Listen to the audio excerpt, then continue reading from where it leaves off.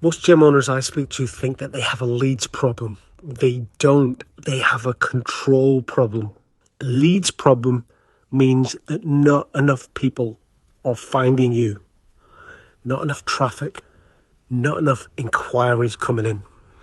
A control problem means that leads are finding you, but they're not inquiring.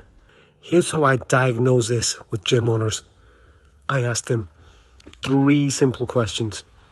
How many leads did you get last month? Most can answer this roughly. How many of those booked a consultation or a call? This is where it gets a little bit vague because most aren't sure. And how many of those actually showed up? Now we're into guesswork territory. And that gap between the lead coming in and the person showing up ready to buy, that's where the money is disappearing in your business.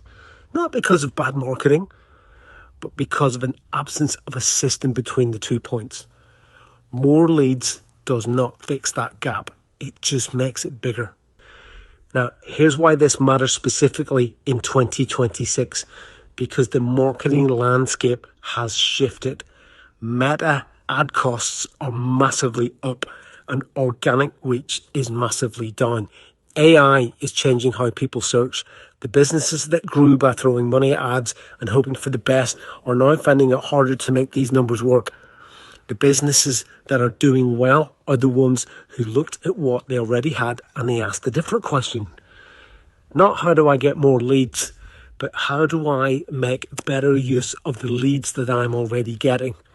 This is a control question, and you can only answer it if you own the system. If your funnels live on someone else's account, you can't interrogate them properly. If your follow-up sequence is something your agency manages, then you can't see where people are dropping off.